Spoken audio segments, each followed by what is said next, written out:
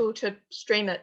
If anyone has the knowledge of how to do that, feel free to do that, but I don't, so I'm just gonna put that out there. So we're recording now.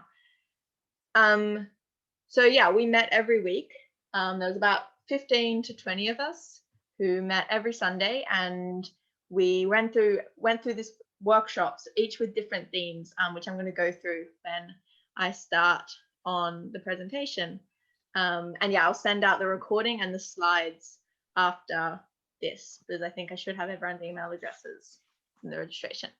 So I'm going to share my screen now and start to walk everyone through what the messaging workshop is. Ignore that. There we go. What the messaging workshop was, and some really key things that we found out as we were doing it. So now I'm actually going to share my screen. There we go. But you all got a good glimpse of my WhatsApp. So, you know, we don't hide anything at Animal Rebellion, as we say. Open organizing. So what we learned and what is next.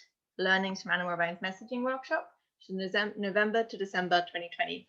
And also I'm really excited because I can see quite a few people here who took part in the workshop. So you can fill in any blanks along the way. So if you took part in the workshop, please, you know, give a wave so everyone can see how awesome we are. So I'll get started. So what we'll cover today is a bit of an introduction about what the messaging workshops were, and then an overview of what we found out by through doing these workshops, some really key learnings, and then some things that stood out to the messaging team as some really key takeaways and areas for future work and discovery and exploration. And then we'll have time for questions, and at the end from both me and to the messaging team, as well as to participants of the messaging workshops, if they're happy to answer any questions that are directed at them. So what were the messaging workshops? And anyone who's done a workshop with me know I love my quotes. So I think this quote is a really great example of what we were trying to achieve with these workshops, which is this quote from Benjamin Franklin, which says, "Tell me and I forget, teach me and I may remember, involve me and I learn." So the messaging workshops were all about creating this opportunity for all of us to get involved in growing Animal Rebellion and evolving Animal Rebellion, and thinking about it as, yeah, like a growing learning organization rather than kind of a stagnant, you know, someone is telling us what to do kind of space. So the messaging workshop for 4 weeks with a 2-hour workshop, 2+ hour workshop per week. Sometimes we got a bit involved in discussion, which was always fantastic. Everyone was welcome, so there was no kind of limitations on how long you'd been part of Animal Rebellion. Even if you were part of Animal Rebellion at all, it was just open to whoever wanted to come, and we tried to promote it as much as possible. It was an opportunity to review and reflect on our messaging and how we communicated. And our aim was to audit our current messaging and then plan for the future as well, which formed a vast majority of it and was the really exciting part, I think, planning for the future, thinking about what we wanted to do in the coming year. So who took part? So we had 15 to 20 participants per week, which is a really fantastic number. There were representatives from Taiwan, New York, Ireland, Australia, and the UK, as well as some other countries, I think, coming in and out, but they were the kind of, for the most part, they were the countries represented. We had 4 messaging team members and over 8 hours of content, all of which was recorded and is available for anyone who is interested, as well as the slides for all the messaging workshops. The key areas that we covered during the 4 weeks were our target audiences and the effects that we wanted to have on these target audiences. We also covered our frame, like Animal Rebellion's frame, and the unique role that we play as part of the movement. We covered Animal Rebellion's strategy.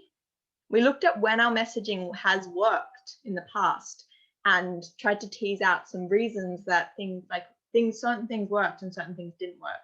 And I'm going to go over all of this in a bit more detail in a minute. We also looked at what's missing from our messaging. And we kind of, from that, we started to think about the future and what we wanted to change and move forward with. We looked at some kind of theories behind different kinds of messaging, including strategic messaging and a kind of messaging called hope-based communication, which is something that we talked about quite a lot now, which is a really exciting innovation in the field of like how we talk and communicate, especially around social justice issues. And we also talked about building new messaging, which was based around our values and what we wanted to see in the organization, but also just in society in general. So I'm going to jump in now into an overview of the 4 weeks and what we did during those and kind of what we uncovered. And this is a quote from someone who took part in the messaging workshops, which says, "What does justice mean? It means justice for the planet, and that means everything." And I just really love that quote. I think it was just a really perfect encapsulation of some of the things that came out about justice and how we fit into that, which I'll touch on as well. So in week 1, one of the things we looked at was our target audiences. And we brainstormed who we wanted to reach with our messaging. And out of that came a massive long list of all these potential people that we could be influencing and reaching.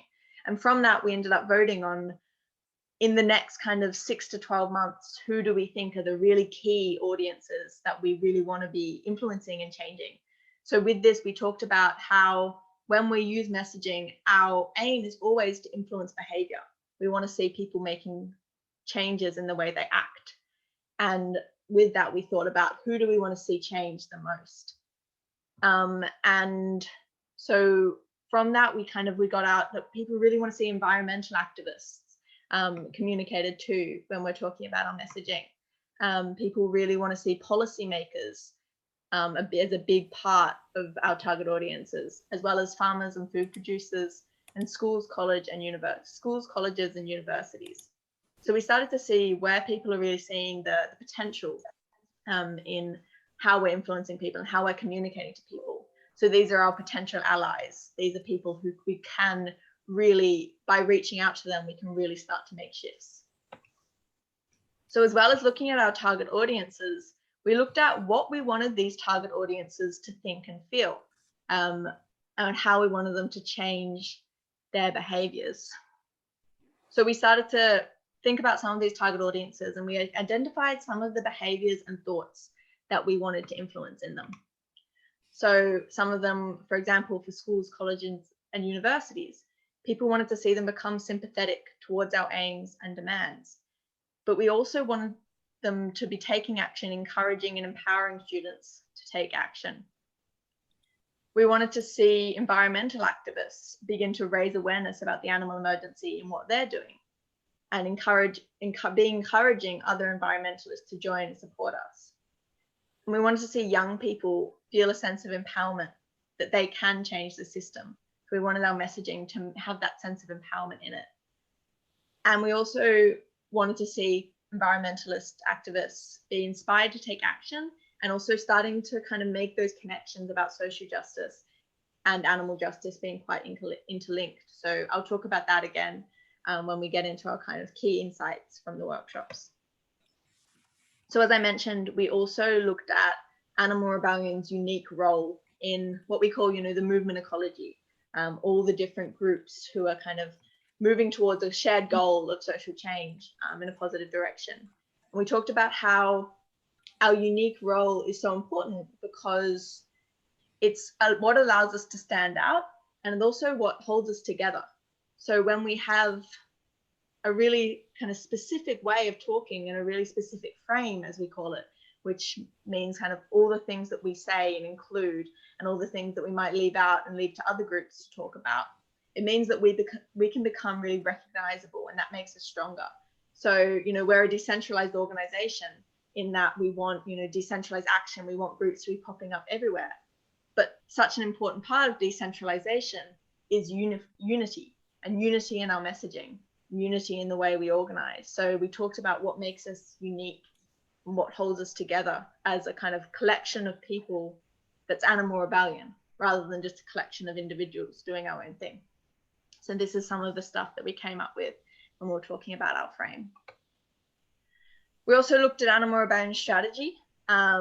So we looked at this, which is called a strategic pyramid, and how we have, different elements of this strategy, with our strategic objective at the top, which is that, a plant-based food system, had our milestones, political change, changing public consciousness, things like that. We talked about how narrative and story is a key part of strategy. They're intrinsically connected. They're not different things. We talked about animal rebellion, strategic objective, and milestones before digging into times when our messaging has worked really well.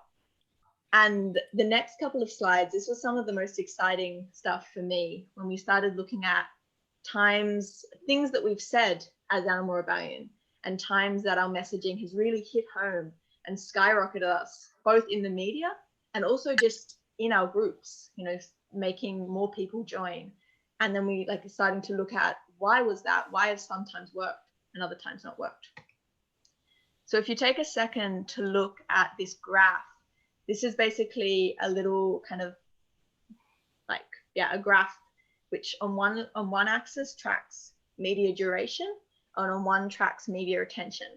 So we were doing this kind of based on mainly perception, which I think is just as important as kind of factual stuff. So we were thinking from our experiences, we thought of some of our most influential moments in the media, and we tried to track them on this graph of how long were they in the media and how much attention did they get. So how many, number of articles and stuff like that. And what we learned was that some of our most impactful things were really got a lot of attention, but fizzled out quite fast.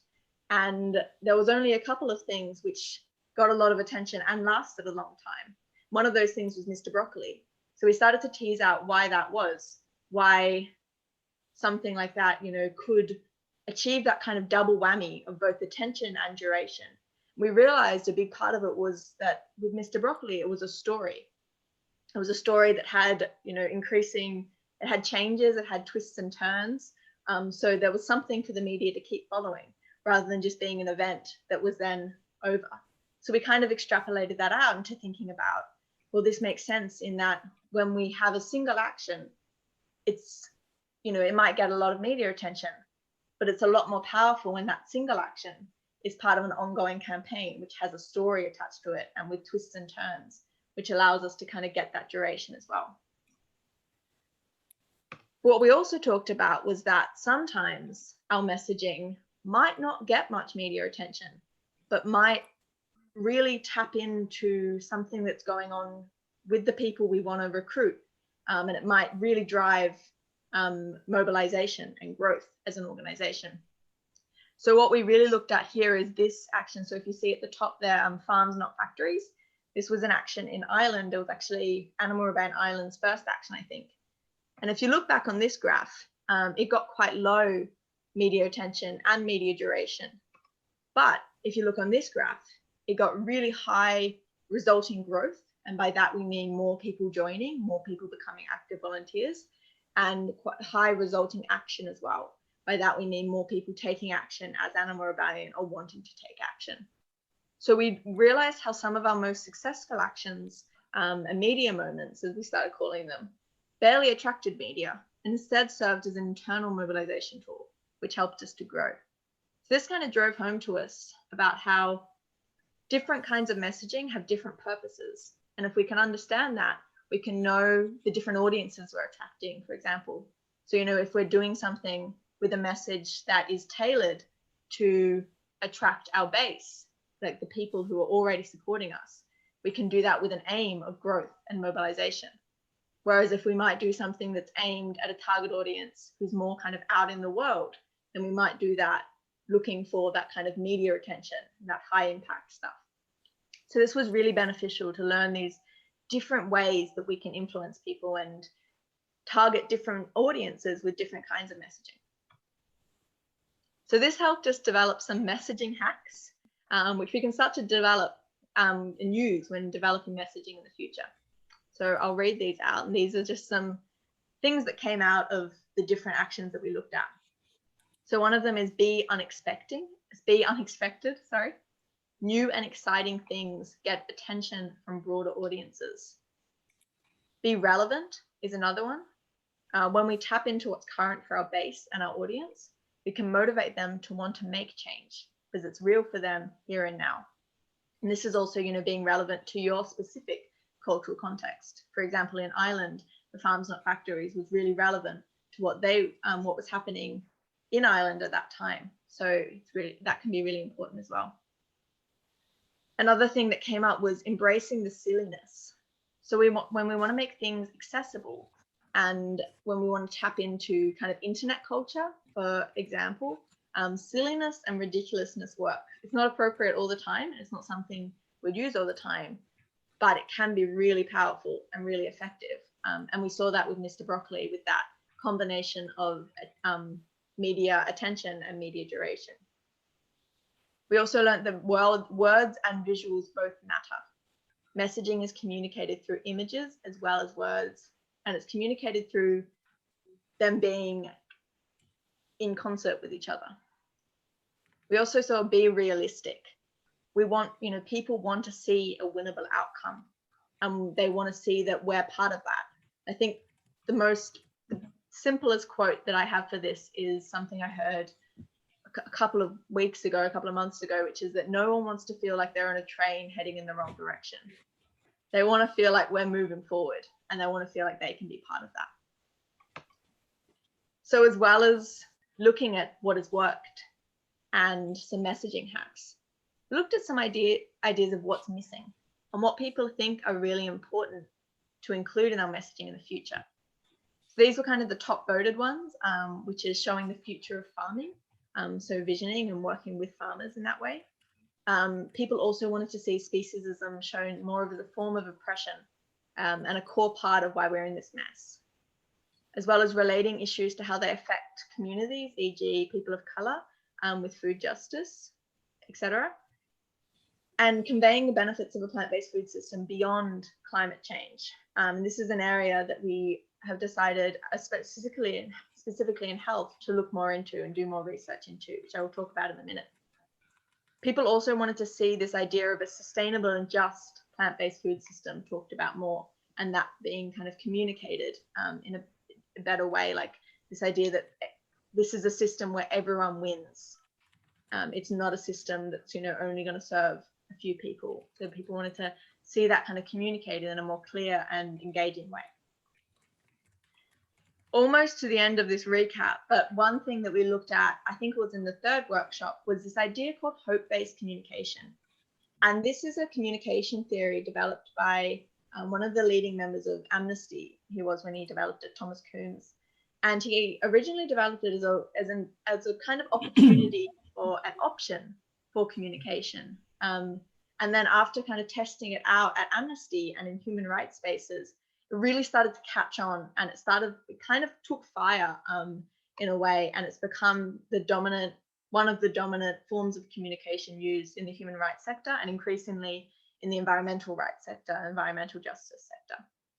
So the idea of hope-based communication is that it's a really practical way of communicating about the future, and about how we can go from being on the defense and like reacting to what people are saying to kind of being on the high ground and really kind of proactively showing the future that we want to create. So the core of hope-based communication is based on 5 shifts that you make to your communication. So shift 1 is talking solutions. I think this is a really key one and a really important one. And the idea behind it, is to give people something to say yes to. And a kind of a really nice way, I think, of framing it, because we do want to tell people what's going wrong and what's bad in the world. And I think something that hope-based communication says is 1 part problem, 2 part solutions. And it's a really simple way of thinking about it. So every time you say a problem, you give even just that, perfectly practically, if you're writing a paragraph, 1 sentence problem, 2 sentences solutions. We're talking about the future. Want to give people something to say yes to. Shift 2 is what we stand for. So communicating what global values are at stake and tapping people into their values. And this was really grounded in neurological research and cognitive research that shows when people are put into a fear state through messaging. So for example, given messaging that reinforces a narrative of scarcity, that there's not enough in the world, which is something that historically has been part of political communication, that there's not enough, that we're going to run out, that people are going to miss out if they don't, work every minute of every day. So when we reinforce that, for example, by saying things are horrible, things are just going to get worse, you have to do this, you have to do that, people get put in this fear state. And what fear does is it makes people more conservative. It makes people more insular. It reinforces nationalism, for example. So instead of talking about fear and trying to get people to feel that kind of that big like fear and scared and be scared and worried, we try and talk about global values and connect people to their values. So it's kind of a balance between highlighting and like making sure the urgency of situations is communicated and making sure that people are also being informed about how this connects them to each other and the global values. So it's a really interesting conversation that I think is ongoing about how we communicate urgency while also not tapping people into that fear and panic state. So the third shift is creating opportunities. And this means that we want to be seen as builders, not fighters. So rather than fighting against something, we're building a future world that everyone can be part of. That kind of leads us into shift 4, which is support for heroes. And this is moving away from a victim narrative.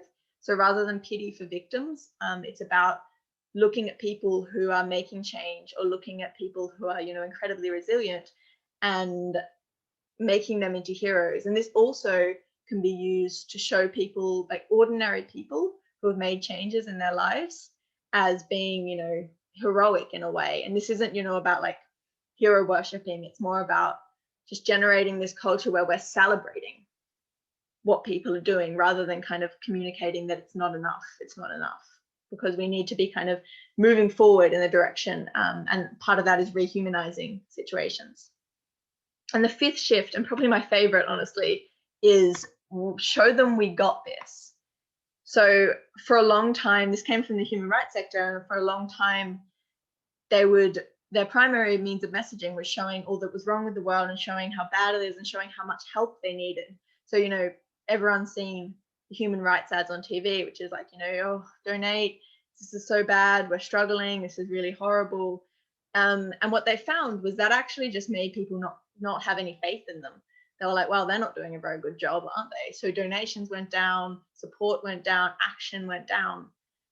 And when they kind of started to make these shifts and showed people that we got this, we're winning, and they started celebrating their wins and showing those like publicly, more people wanted to be involved, because people want to be involved in something that's progressive and moving forward to a better future, which is what we are. We don't have to be humble all the time. We can say this is what we're doing instead of this is what we want to do. We can celebrate our successes rather than being like there's so much more to do, because there is, but also we want to be associated with victory and success and that feeling of, yes, this is what needs to be done and I'm part of it. That's a really brief introduction to hope-based communication, but I think it's really important and really exciting as well, the potential it has for this, what we're doing and the work that we're doing and the future. So almost done with this recap. The final thing that came out of this messaging workshop, which is really exciting, is these 4 messaging projects. And these messaging projects are designed to address some of the gaps that we discovered through the messaging workshops, as well as to start to bring people together to talk about communications and messaging at Animal Rebellion, and to start to remember and realize how important the language, the words, the images that we use are, how impactful that they can be. So I think this is a time to just, highlight like what we already know, but what we're learning more and more with every kind of succession of research and everything. We're learning how important narrative, stories, messaging is. Like we understand the world from when we're children. We understand the world through stories. So we developed these messaging projects to start to help spread that around animal rebellion, while also addressing some of these issues that we saw. So there's 4 messaging projects, which everyone is welcome to be part of. We're actually having a kickoff this Sunday, which I'll post information about for people who want to be involved at the end of this workshop. And those messaging projects are elevating anti-speciesism in education, which is all about thinking about the education system and working with the existing plant-based schools campaign to develop ways of connecting and connecting with schools and the school system.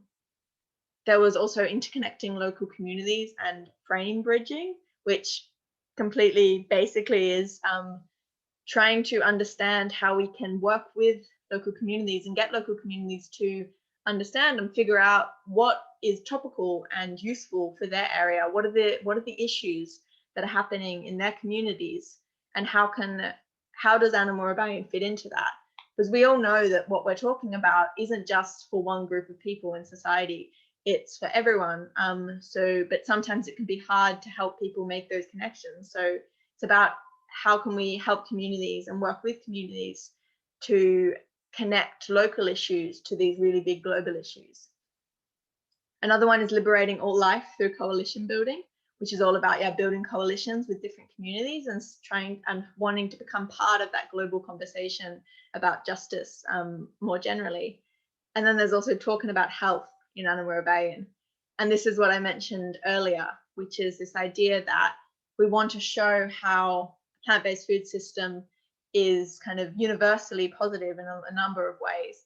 But to do that, we need more research and we need more understanding of how we communicate these kind of complex ideas such as health in a way that is true to who we are as Animal Rebellion and also has kind of the best backing behind it. And we use this kind of idea of an umbrella, of a messaging matrix, this is called, or a messaging house, to start to develop some new ideas and new thinking, which you can see some of it in a second. And before we move on, I'll just touch on this idea, which we also communicated, which is that, and which we kind of talked about and developed on in the messaging workshops, which is that there is a difference between messaging objective and our actual message. And I think this is sometimes, I'm sure a lot of you have been part of, animal rights communities and environmental justice communities and environmental rights communities, where there's a lot of kind of division and kind of interplay, and there's people who think one way and people who think another way, and there's kind of conflict and division between them. We talked about how sometimes this can be a really big cause of that. And essentially what is meant by this is that, sometimes we all mean the same thing. We all have the same objective and outcome, but we might say it in different ways. We might say it in different ways for a number of reasons. We might say it in different ways because of culture. We might say it in different ways because of strategy, because we're trying out something new. But sometimes when we hear someone say something in a different way, for example, plant-based food system instead of go vegan, I'm sure anyone who's been part of Animal Rebellion has seen there's sometimes conflict over that idea that we don't say go vegan because we talk about system change rather than individual change, but that we really encourage and support other groups who have an individual change messaging. And I think what was really key in this is that we have the same objective of a better world for everyone, but we might use different messaging. So I think that's a really important thing that came out of the workshops, which I really wanted to highlight here.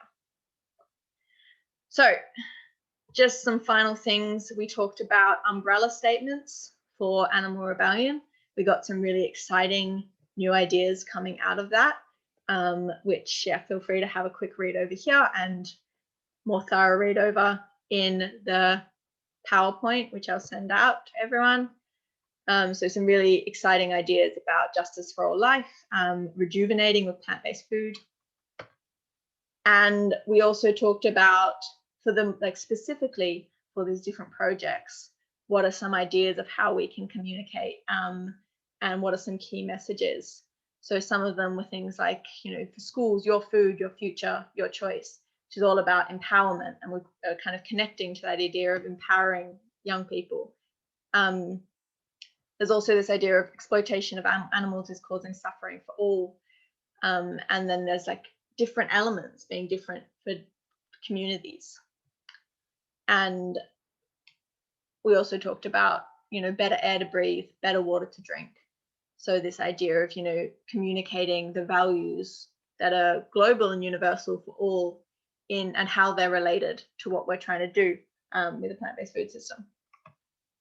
So I'm going to jump straight in now to some key takeaways, which is almost the final bit of this presentation, but I think these are probably some of the most important parts, because these are kind of the themes that kept coming up, and these are the things that we think are really important to talk about in the future. So number one is, during the workshops, what came up again and again was a spotlight on connected oppression. So there was a greater desire from the participants of the workshop to feel like one movement that's part of many. So there was a strong push away from the idea of animal justice as a solitary movement, and a yearning for a true movement of movements, which would potentially be sparked by a greater sense of unity among human rights and environmental movements. So we're starting to see that with human rights and environmental movements starting to really merge and form together. And there was a desire to be part of that and to see animals be part of that. We want to see animal justice as part of the movement of movements that is developing. And the opportunity isn't just to get animal justice into the climate movement. The opportunity is to see animal justice be strongly included in the growing movement of movements that's developing around human rights and environmental justice. And people wanted to see a greater focus called on how we're connecting as a whole organization to communities and groups.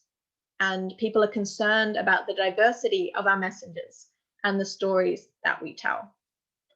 And that kind of brings me on to our second insight, so our second spotlight, which is finding the right messengers.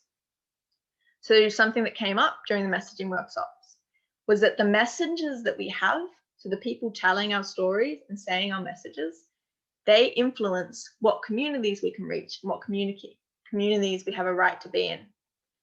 So this ties into the idea from social movement theory that states that true mobilization doesn't come from activating individuals, but from activating and engaging social blocks, which are communities of connected people. So for example, in the civil rights movement, a massive turning point for the civil rights movement was when traditionally Black schools and churches joined the movement. And this was a mobilization of an entire block of society, rather than kind of relying on just a trickle effect of, one by one people deciding to be part of the movement. So there's a growing need to further decentralize and empower local groups. But with that comes a recognition that in order to do so, we have to find new ways to mobilize and connect with communities and the issues that they care about. So in particular, there was a desire to connect with groups facing other forms of oppression. And a big part of this was, to do this, there was a recognition that, it's not appropriate, it's not kind of the right way to go about it is for certain people just to kind of barge into these communities. It needs to come from people already in communities facing oppression. So there was a lot of talk about how we achieve that and how we get there. And I think it's an ongoing conversation. I think it will be for a long time. So our third spotlight, if I can get my slide to change, there we go, is a spotlight, a focus on speciesism. So as we know, like we are an anti-speciesist movement is Animal Rebellion's first principle and value. We are an anti-speciesist movement with a shared vision of change. But there's ongoing conversations about the language that we use around speciesism and how accessible it is and how relatable it is to everyday people. But something that came up as a strong area for future thinking was the way that we talk about speciesism at Animal Rebellion.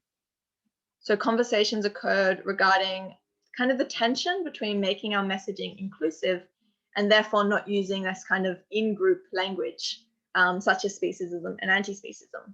And the important point that the only way to normalize these ideas and words is to use them. So we really feel that this topic requires further discussion. And I think the starting point for this is a talk or panel on how we talk about anti-speciesism in Animal Rebellion, which we're hoping to organize in the next couple of weeks or months. So yeah, look out for that. The messaging team really also welcomes any suggestions on how to facilitate conversations around this central and critical topic in order to shape our messaging moving forward. Sorry, a dog just broke into my room, so I'm just going to take 1 second to close my door again.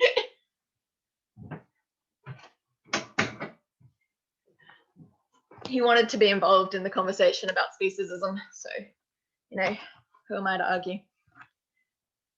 So our fourth, I think it's our fourth, potentially our fourth spotlight, was this idea of just and sustainable. And the idea about this was, what does our language mean to different groups? We have a lot of, language that we use very often, but not much research into what people actually feel and think when they hear that language outside of Animal Rebellion. So for example, one example is just and sustainable, another is our principles and values. And there's plenty of other examples of things that we say all the time as Animal Rebellion, but that we don't actually know how that lands with people and potential target audiences even. So this kind of calls for more investigation and more, and that kind of has led to, at the moment, there's some talk of developing a process to think about what do our principles and values mean to different groups and how do we kind of figure that out and learn that. So this is kind of an ongoing thing as well, which we're really open to ideas and suggestions about of how do we learn, like, especially for these key target audiences, how do we explore how our messaging is landing with them and if it's impacting them in the way that we want. Another spotlight was on a desire for more targeted messaging. So this was like, we identified a strong push to create many targeted messages rather than relying on one general messaging.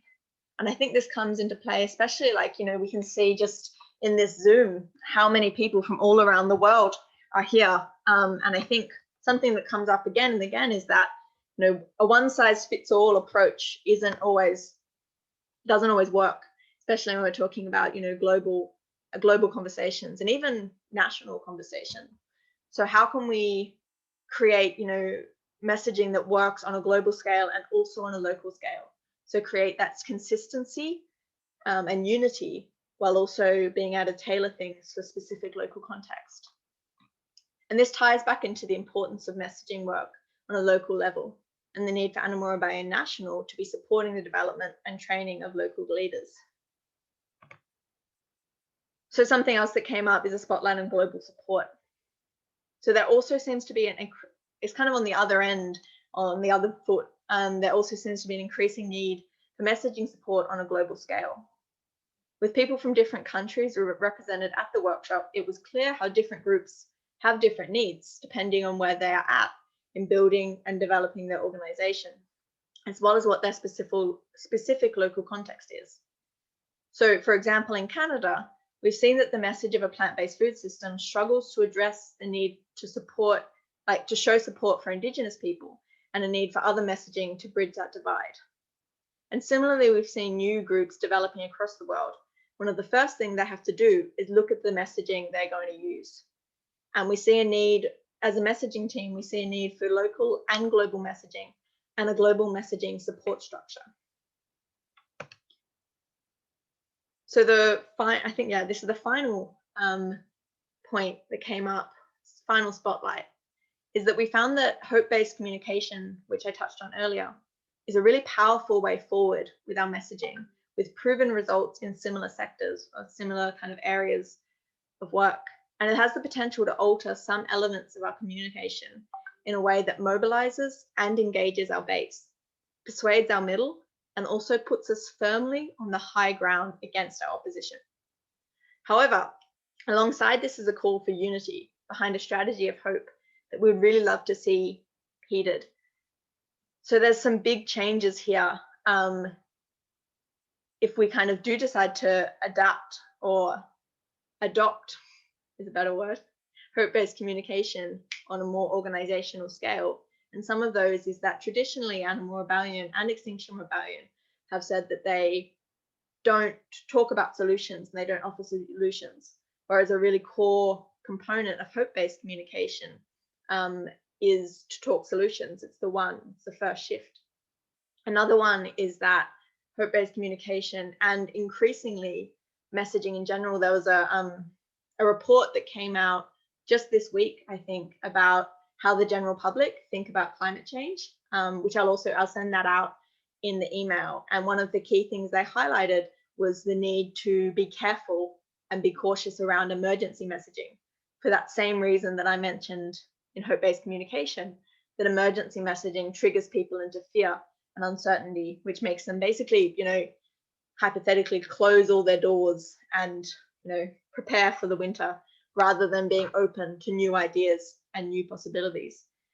So there's this ongoing conversation that hope-based communication seems like a really amazing and positive way forward, but it also requires some changes to the way that we traditionally message. So that leads me on to next steps. So as well as the working groups we developed, there were also some other points and conversations that arose that the messaging team feels warrant further attention.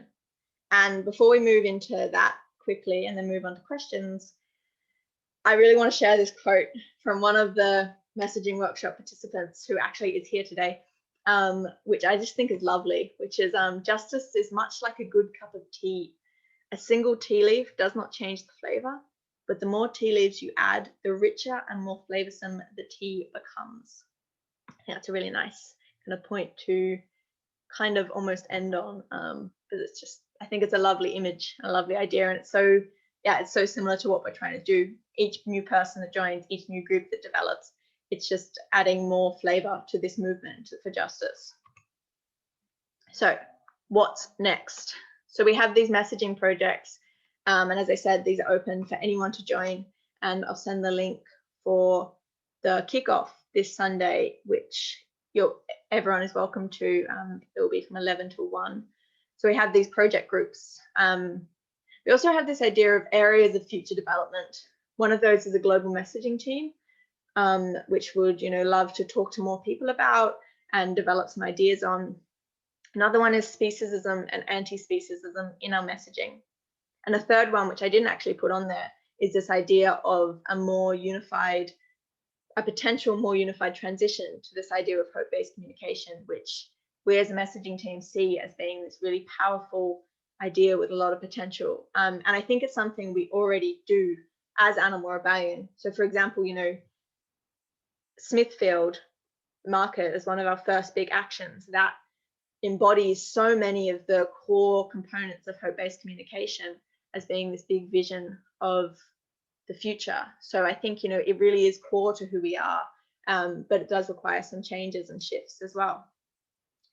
So at the moment, the messaging team is working on our updated messaging guide, which we hope will be a really simple, easy to communicate thing that we can send out to groups and individuals to make sure that we have that consistency that allows us to be decentralized. So, sometimes might seem that there's contradictions between having, consistency in our art and in our messaging and then being decentralized. But I think what we can see really thoroughly is that consistency and unity allows us to be decentralized, because it makes sure that we're all pulling in the same direction and our efforts kind of aren't going off and being, disintegrated, because even the smallest local group can do an action. But when we have consistency in our messaging and our imagery, we know that we're part of Animal Rebellion, which makes us so much stronger. We're also hoping to run more messaging trainings in the future. So the first of these is actually happening next Thursday at the same time, so 6 o'clock, which is an introduction to strategic messaging, which will be run by Jam. So yeah, please come along to that. I think it'll be really fantastic and a great way to start understanding some of the kind of the theory, but also the practice behind messaging. There's we're Animal Rebellion, we're not an academic organization. Everything we do has practical applications, what we can do on the streets, what we can do online, what we can do in the real world to start moving towards this future. We're also thinking about developing things like message and request channels and more collaboration across Animal Rebellion. So helping to develop teams to be able to have their own messaging teams internationally and locally, So there's this more decentralized idea of innovation as well as consistency in our messaging as Animal Rebellion. So if you're part of a local group or an international group and want to start developing your messaging more, please reach out. I'll put my email in the chat at the end of this, and we can definitely set up some trainings and set up some conversations as well, because this is a big part of what we're trying to do, making sure that all Animal Rebellion's messaging is not just held in this one team. We want it to be all over the place, this idea of growth and innovation. So that brings us to the end of my presentation. So thank you so much for listening. And yeah, I'll open it up to questions. So, and if people anyone wants to help me out, if people put hands up and I don't see them, just give me a shout as well. So yeah, does anyone have any questions?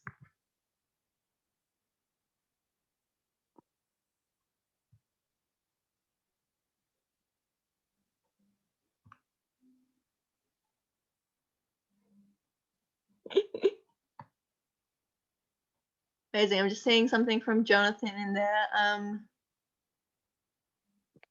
Could you speak about messaging around the AR demands? Isn't the mechanism of change, sorry, I'm trying to read that. Isn't the mechanism of system change, as for XR, deliberative democracy? Affecting cultural change is necessary and powerful, though deliberative democracy feels like an important aspect of the strategy. So just to clarify, what exactly do you mean by that? Like about how our messaging around our demands is different to... Hey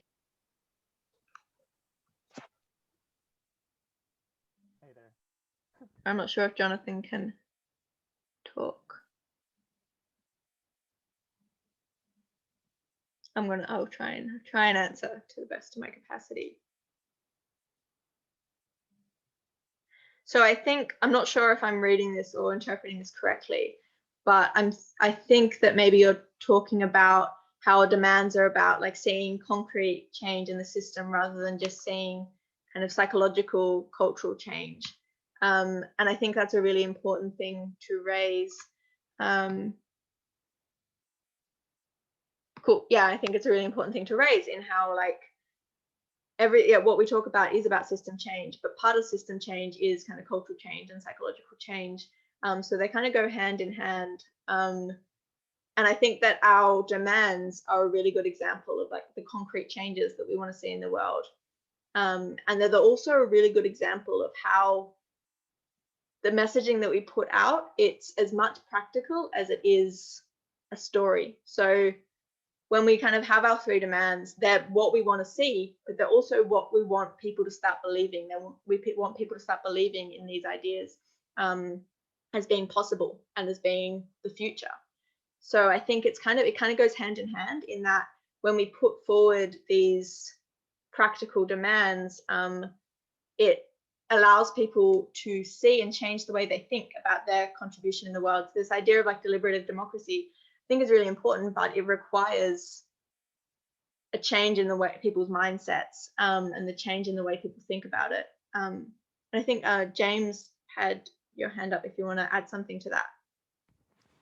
Yeah, I guess my question is like, how do we apply this stuff tangibly to the work? And it's like, I feel like there's no ever like coordination, like, oh, we have this is our framing guidelines. Let's all talk about these same things over and over again and like disseminate the same information. It feels like it's all kind of disparate between like actions and like, how do you think we can bring that together?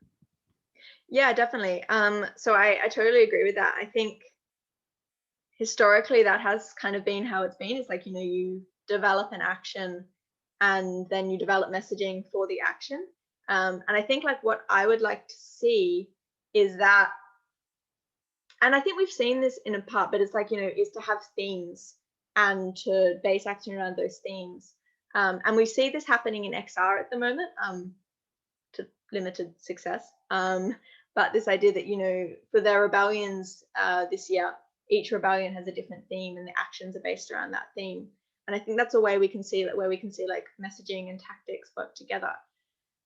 So that's kind of one thing of like having things like that, which are kind of global themes that we're all kind of getting behind, which are broad enough that they can kind of have specific context within that, but also, you know, having kind of things that we're all saying which are based around a theme. So, you know, messaging guides that we send out before rebellions, which are developed in collaboration with different groups, and things like that. So I think there needs to be more communication. I think that's number one, between different groups around the world, in how we're kind of thinking about things. And I think, you know, what XR does do quite well is, you know, they're pretty guides they send out which go all around the world, which have things like messaging matrices which show the different messages they're using, and how to communicate them and the data attached to them.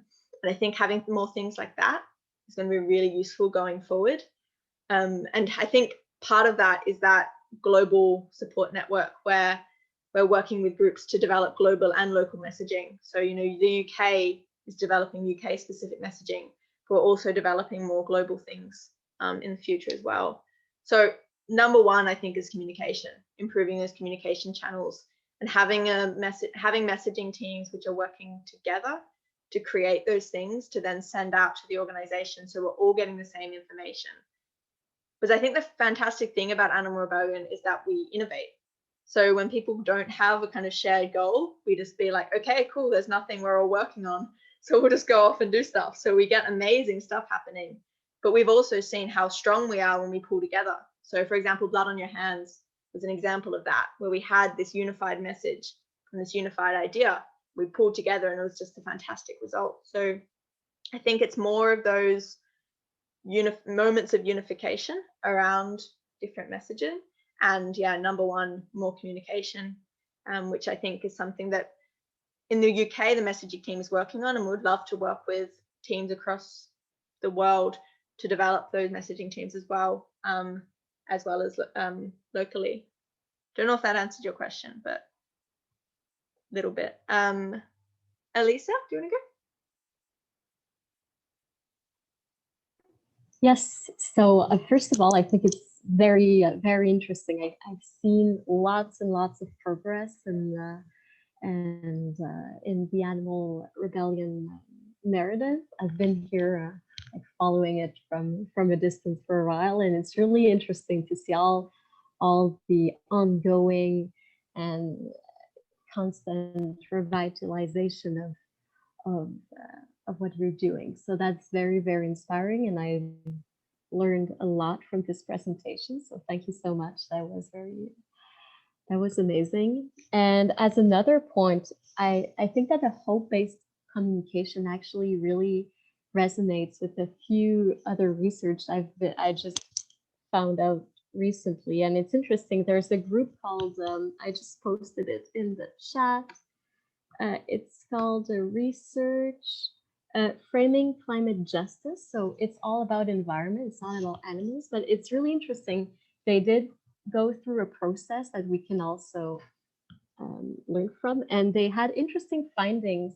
And one of them actually resonate with the hope-based communication. So they tested out a few different messages on different audiences, real people, focus groups, and in the streets. And so, for example, they had one message was about responsibility, about environmental collapse, saying like it's our responsibility as a nation, as blah blah blah. So that was one of the framing, one test, and the other test was about solidarity. So a bit what you were talking about, that we can do it together if we really like, we can do it, and based on empowerment. And that was their best, they had the best response. So that's actually very interesting, which it really aligns also with it and all the other negative, more, I mean, sadly the reality is that there's a real emergency, but it also seemed to resonate with it, saying that the emergency messages, people disconnect. And so yeah, that's very interesting. And from a neurological, psychological perspective, it seems to be the case in general also, just as one-on-one as much as a collective message, that a message based with fear and responsibility and urgency as much real as it is, right? Because it is still truth. But it was pretty surprising to me and very interesting.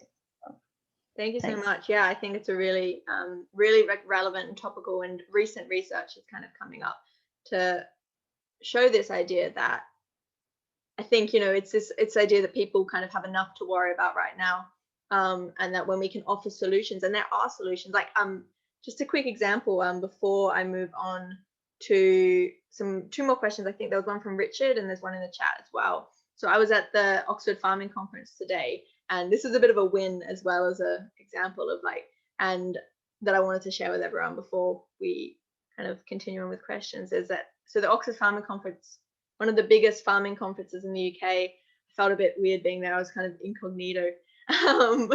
And all of them were talking about how kind of plant-based is the future, or like the two kind of primary talks, which was both the science lecture and like the lecture about the future.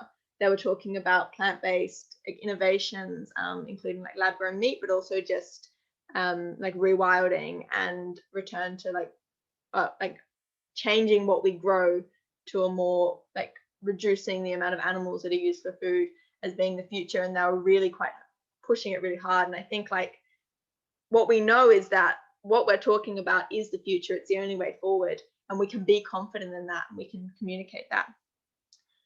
So, and I'm going to go to the chat and then go to Richard. So there was a question in the chat, which was, sorry, I just lost it. Sorry, from Nuno about image messaging.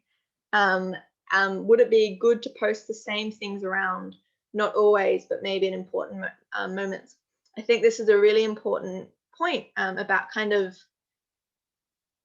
visual identity and how we're seen and how we're known. And I think for a long time we were known as XR. So when people saw Animal Rebellion, they thought of us as Extinction Rebellion. And then I think as well, we were also just not known at all. There was not much identity and recognition of who we were as Animal Rebellion.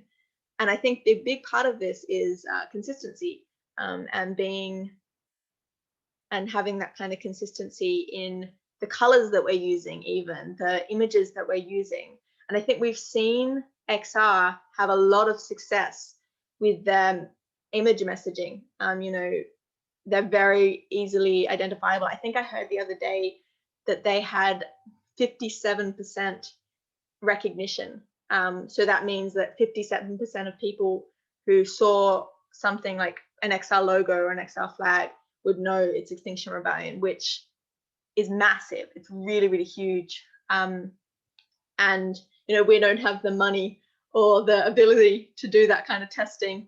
We're very grassroots, but I think it would be a lot less than 57% people who saw us. But I think definitely image messaging is really important. And I think there's so much room in here for collaboration, communication between arts groups, as well as messaging groups in different countries and different local groups, to develop, themes and ideas about, okay, for this kind of period of time, this is our messaging, this is our imagery, and kind of deploying it out there and having this unity, because I think it can feel really isolating to know you're part of Animal Rebellion, which is an amazing feeling to be part of something so big, but feel kind of isolated in that, oh, we're just trying to figure out what to do. And when we're kind of pulling together, it can be so powerful. I think I'm going to use the example of blood on your hands.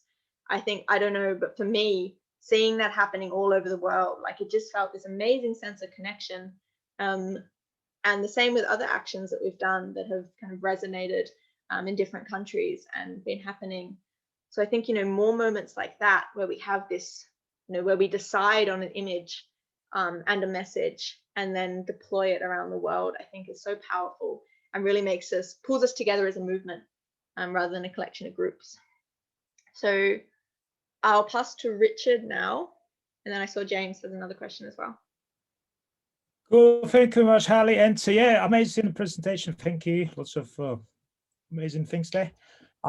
I don't really have a question. I've got a little suggestion, I think, and just really, I know it's quite expensive, but how, for example, we can learn maybe also from how media actually gets lots of messages out. You know, for example, BBC or TV stations. You know, because they run 24 hours news programs and stuff. You know, so maybe create something like this. I know it's a lot of work, maybe a lot of, but I'm sure in Animal Rebellion we got lots of skilled people who can do things and from other different countries.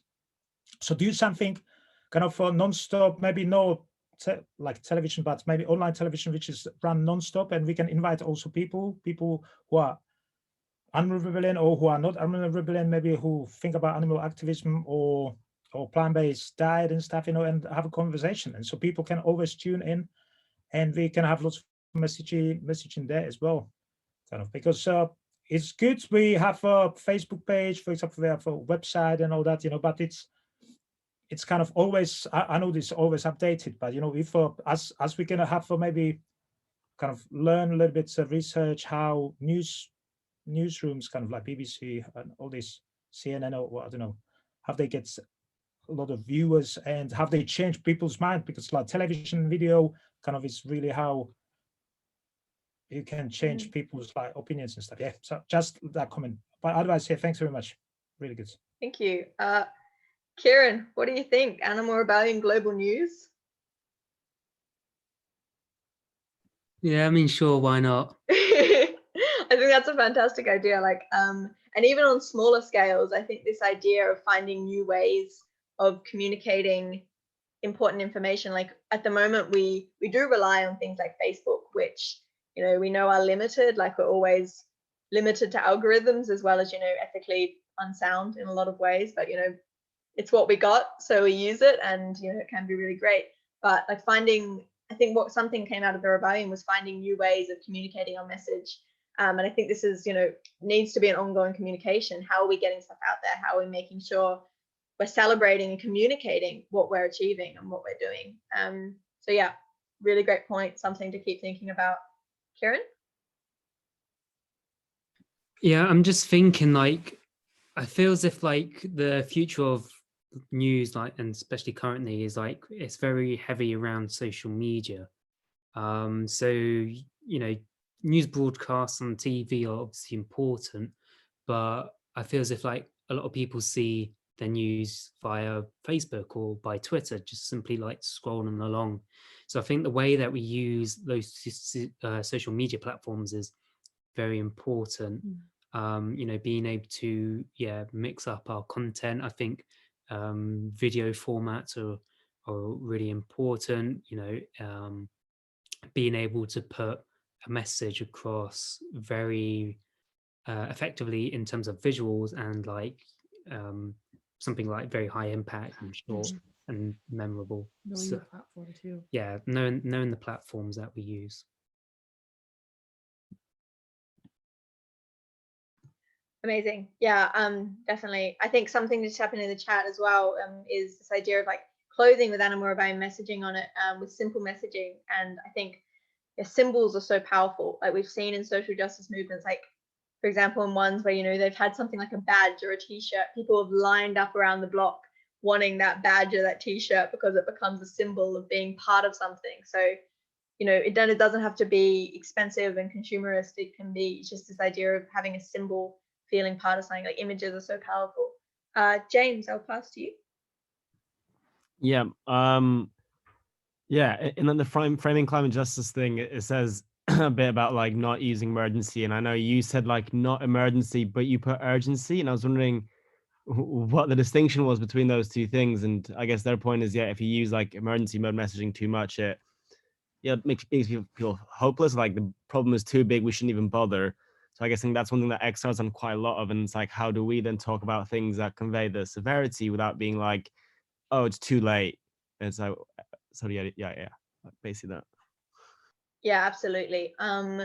So I think it's a balancing act that is quite tricky, specifically for Extinction Rebellion and by kind of association Animal Rebellion, because like Extinction Rebellion built itself on urgency and emergency messaging. Climate emergency is such a foundational thing. And I think what we know is that emergency messaging doesn't not work. It doesn't, it's just, and sorry about my double negatives, it's a bad habit of mine. It's just that it only works for short bursts. So emergency messaging will get people to take to the street in, you know, an outraged fury, and go for a massive march. But then it won't get people to show up the next day and get signatures for people who want to be involved and, you know, do that slow work. Hope is what does that. So I guess like it is tricky, but I think it comes back to that first switch, which is talking solutions, and back to the idea of 1 part problem, 2 part solutions. So not ignoring the problems, showing them, but showing that we have an answer to those problems, and that answer is taking action, and showing what that looks like, and that it's not just a short burst of anger. It's growth. It's not fighting, it's building. So I think like all those shifts in hope-based communication really work together.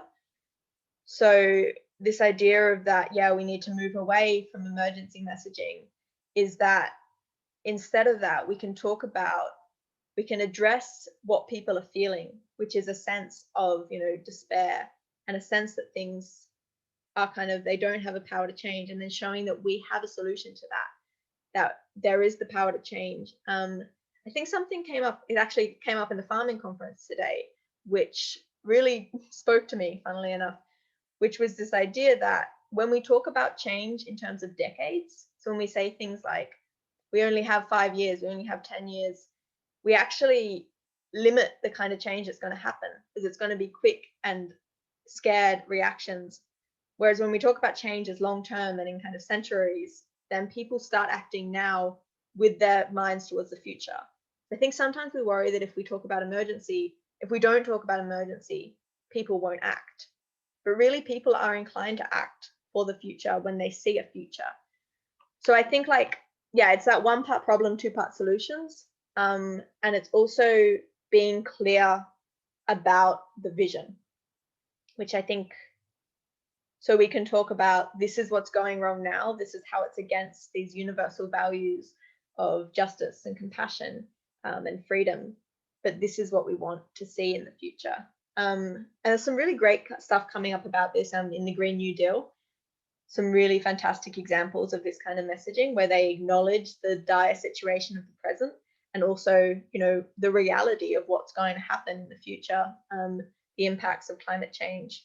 But then they talk about that within a frame of action and change and hope. So I'll share some examples in the follow-up email as well about some examples of how to do this in a really positive way. And I think it is about, it's acknowledging rather than threatening. So rather than you're going to die, it's it's a really bad time, but we can take action to make it better. So I don't know if that makes much sense, but cool, thanks. A really good question as well. I see Steph. Yeah, I have a question about solutions. So with the aspect of vision of tomorrow, which it's really important. How much do we dive into solutions, if that makes sense? Because I feel there's a tipping ground. So it's what would you suggest, or what does the research suggest of how much do we go into it? Because then I feel it could just be debates on what it actually looks like. So just curious, what your thoughts are around it, and what do you see Animal Rebellion's role with that in our messaging? Yeah, definitely. And I think for one part, it's a bit of a point of tension, because for a long time we've said, when explicitly said we're not solution is, we don't talk about the future, we don't talk about it. That's up for that's up for a people's assembly, citizens assembly to decide. And I think that still has a lot of relevance. And I think that it is a balancing act. And the way I think about it is, number one, that we think about solutions for problems that individual groups in society are facing. So rather than being this is the world, that is going to happen, and talking about, things like technological solutions, and stuff like that, and being this is the answer, this is what we have to have. It's about, we're facing increasing disconnection as a society. We're facing a lack of hope and uncertainty in the future. we're facing government inaction. Like those are realities of the situation. And solutions are things like taking action, being part of a global community of people who are taking action. Like they're not solutions in the sense that we're saying what is going to happen, but they're solutions to problems that people are experiencing.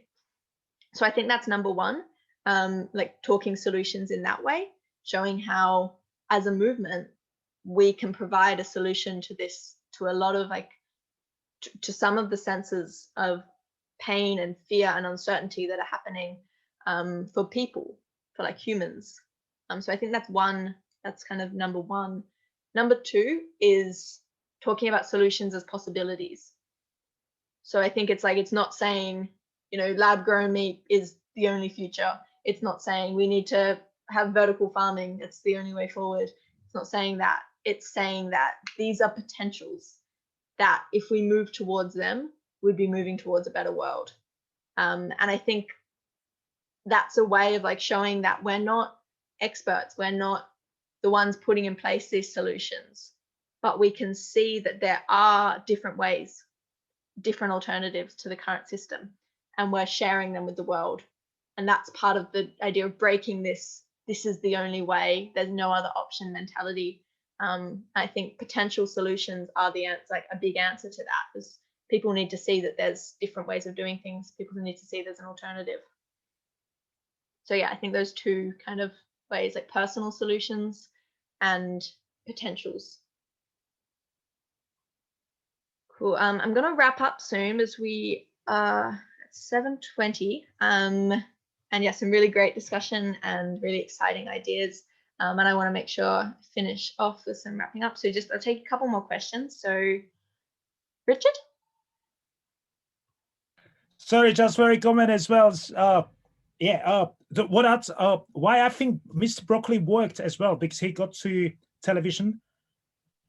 You know, the kind of he was interviewed on television, so a lot of people have seen it and saw it. And also, I think because sometimes, you know, when you're on, it's still kind of television is the biggest kind of media. So if you say to someone, I was on Facebook or I was on Twitter or something, or YouTube, people think like, yeah, but everyone is on Facebook or Twitter, you know. So I think the media on television is to get to television kind of broadcast is kind of still big for a lot of people, you know, you get more attention.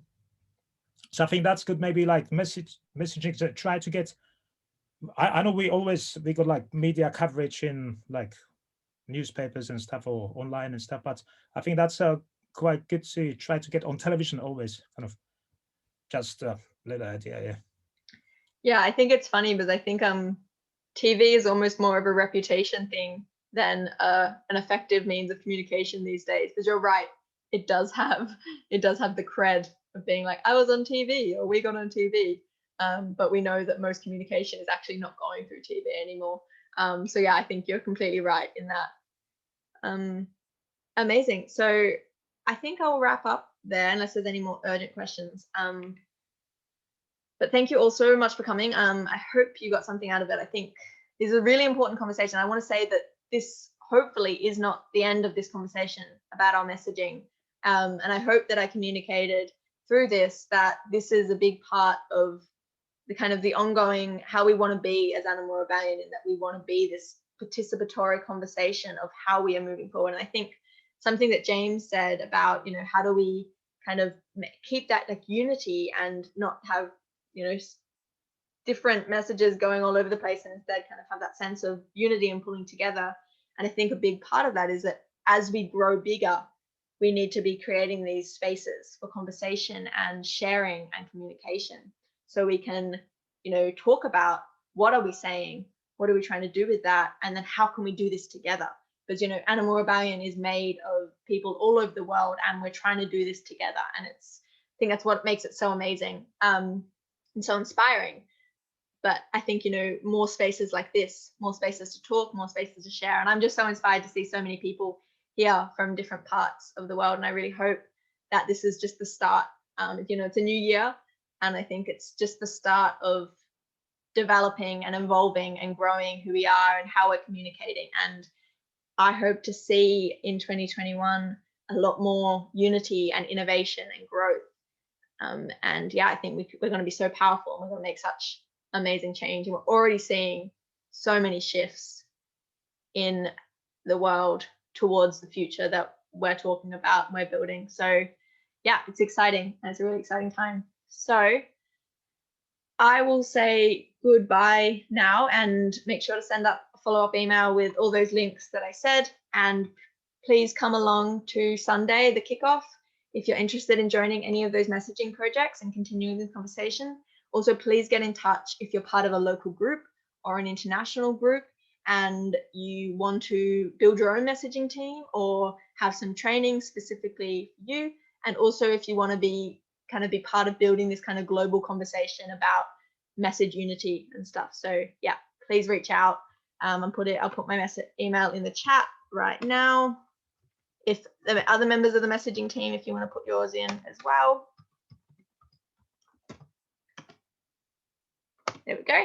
So yes, so lovely to see all of you here, and thank you so much. And yeah, have a lovely evening, morning, afternoon, night, wherever you are in the world. And yeah, let's do this. See ya. Thanks, Holly. Thank you. Thank you, Holly. Thank you, messaging team. Thank you so much, Mayo. Unknown messaging team. You see, I use your quote, Mayo. Thank you. Thanks, guys. See you later. Yeah, thank you all. Thanks, Thank Sally. you. Thanks, everyone, and good to See see you you all. all.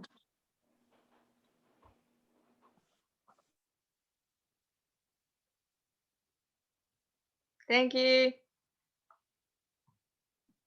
Thanks, mate. Thanks so much for coming.